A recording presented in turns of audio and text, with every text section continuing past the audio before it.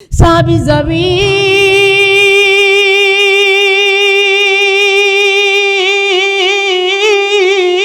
খন্দকের যুদ্ধ যাইয়া সাহাবী জাবির রাদিয়াল্লাহু তাআলা আনহু নবীকে ডাক দিয়া বলি, ইয়া রাসূলুল্লাহ, ইয়া হাবিবাল্লাহ, ওগো আল্লাহর পয়গম্বর, আমি জাবের আমার পেটের সঙ্গে পাথর বাঁধানো, আমি না খাওয়া, আমি বাড়িতে যা খানা খাবো, ও পয়গম্বর আমাকে ছুটি দেন। মায়ের নবী বলে, জাবের রে, ও আল্লাহর বান্দারা, যাদের চোখে পানি আসে না, এক ফোঁটা পানি বার করবি, আমার আল্লাহ হাসরের ময়দানে এই বান্দাদের, এই নবীর উম্মতদের পানি দ্বারা জাহান্নামের আগুন নিভাইবে। সুবহানাল্লাহ বলেন। ও আল্লাহর বান্দারা, তার জন্য যে কাঁদতে পারে না সে আহাম্মক হয়ে যাবে রে বাবা। ই আল্লাহর বান্দারা, যে কাঁদতে পারে না তার মতো কপাল পোড়ার কেউ নাই, যে কাঁদতে পারে তার মতো কপাল ভালোওয়ালা কেউ নাই। ই আল্লাহর বান্দারা, এই খন্দকের যুদ্ধে সাহাবী জাবের রাদিয়াল্লাহু তাআলা আনহু বলেন, ইয়া রাসূলুল্লাহ, ইয়া হাবিবাল্লাহ, চলেন চলেন যাই আমার বাড়িতে, আজকে আপনার দাওয়াত। সুবহানাল্লাহ বলেন। নবী ডাক দিয়া বলে, জাবের রে, আমি নবী বলে দিলাম তোর পুরা ফ্যামিলি জান্নাতি। সুবহানাল্লাহ বলেন। আমি নবী কোনো সাহাবীর ব্যাপারে বলি নাই, কিন্তু আমি নবী বলে দিলাম, জাবের রে, তোর পুরা ফ্যামিলি জান্নাতি। এ বন্ধু, খুব চমৎকার একটা ঘটনা। এ বন্ধু, আমি জানি না আপনারা শুনেছেন কি শুনেন নাই, আল্লাহর বান্দার অনেক একটা মারাত্মক ঘটনা। কেন নবী বললেন? সাহাবায়ে কেরাম তো কম ছিলেন না, নবী কেন জাবেরের পুরা ফ্যামিলি জান্নাতের কথা বললেন? শোনা দরকার আছে কি নাই বলেন। সাহাবী জাবের রাদিয়াল্লাহু তাআলা আনহু বাড়িতে যাইয়া স্ত্রীকে বলে, স্ত্রী আমার, তাড়াতাড়ি তুমি রুটি বানাও, তাড়াতাড়ি তুমি, আমার বাড়িতে একটা বকরি আছে। এ বন্ধু, খুব খেয়াল করা শোনা চাই রে বন্ধু। এ মদুইল এলাকার যুবক বাবারা, ও পর্দার অন্তর আম্মা জানেরা, কেন নবীর সুন্নতকে মানবা না? কেন নবীর সুন্নতকে ভালোবাসবা না? সাহাবী জাবের রাদিয়াল্লাহু তাআলা আনহু খালি জাবের নবীর জন্য পাগল তা নয়, ও পর্দার অন্তর আম্মা জানেরা, জাবেরের স্ত্রী কেমন পাগল ছিলেন, জাবেরের দুই ছেলে কেমন পাগল ছিলেন। এ আল্লাহর বান্দারা, এ বন্ধু, সাহাবী জাবের রাদিয়াল্লাহু তাআলা আনহু বাড়িতে যাইয়া তার বকরি আছে। জাবেরের দুইটা ছেলে ছিল। কয়টা বলেন? দুইটা ছেলে ছিল।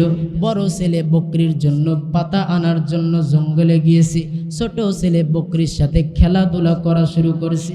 জাবের রাদিয়াল্লাহু তাআলা আনহু ডাক দিয়া বলে, ওই স্ত্রী আমার রে, তাড়াতাড়ি বকরি জবাই করো। এ বন্ধু, বকরিটা জবাই করিয়া আল্লাহর বান্দারা যখন রান্না তুলে দিয়েছে, অতিমধ্যে জাবেরের বড় ছেলে পাতা নিয়ে হাজির হয়ে গেছে।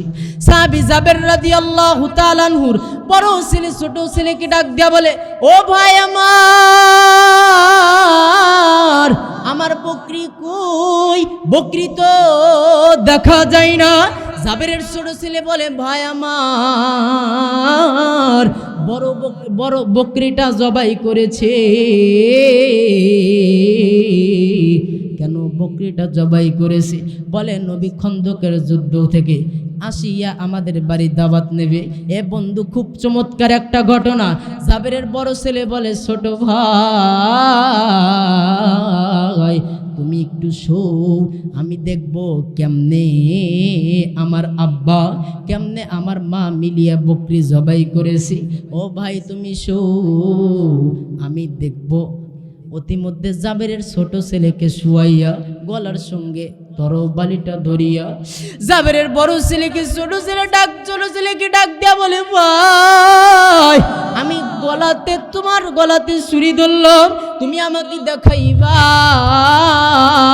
কেমনে জবাই করেছে। অতিমধ্যে দেখান শুরু করলো। এ বন্ধু দেখাইতে দেখাইতে জাবেরের ছোট ছেলের কল্লা নামায়া দিয়েছে। সুবহানাল্লাহ বলেন। বিবি বড় ছেলেকে ডাক দেয়া বলো, ছেলে আমার, তোমার ছোট ভাই কই? ছোট ছেলের কথা যখন বললেন, বড় ভাই ডাক দিয়া কয়, ও মা, তোমার ছোট ছেলে নবীর প্রেমে জবাই হয়ে গেছে। মা ডাক দিয়া বলে, আজকে তো নবী আসবে, নবী যদি জানে যে আমার সন্তান মারা গেছে, তাহলে নবী আমার বাড়ি আসবে না। ও পর্দার অন্তর আম্মা জান, জাবেরের স্ত্রী আমার নবীর জন্য কেমন পাগল, তোমরা কেন পাগল হইবা না? জাবেরের স্ত্রী ডাক দিয়ে বলে, মালিক, আল্লাহকে একবার ডাক দেন, আল্লাহ, আবার ডাক দেন না, আল্লাহ। জাবেরের স্ত্রী ডাক দিয়ে বলে, মালিক, নবী গেলে নবী পাওয়া যাবে না, কিন্তু ছেলে গেলে ছেলে পাওয়া যাবে, কিন্তু নবী গেলে নবী পাওয়া যাবে না। আল্লাহ, আমি কি করব আমি জানি না। জাবেরের স্ত্রী ছোট সন্তানকে খেজুরের পাতা দিয়ে মোড়াইয়া বাড়ির পিছনে রেখে আসলেন। অতিমধ্যে বড় ছেলে ডাক দিয়া বলে, ও মা আমার, তোমার ছোট ছেলে নবীর প্রেমে মহাব্বতে গলায় ছুরি লাগাইয়া তোমার বড় ছেলে মারা গেছে। আমি তোমার বড় ছেলে নবীর প্রেমে পাহাড় থেকে লাফ দিয়া মৃত্যুবরণ করব। সুবহানাল্লাহ বলেন। জাবের রাদিয়াল্লাহু তাআলা আনহু, এ বন্ধু খুব খেয়াল করে শোনা চাই রে বন্ধু।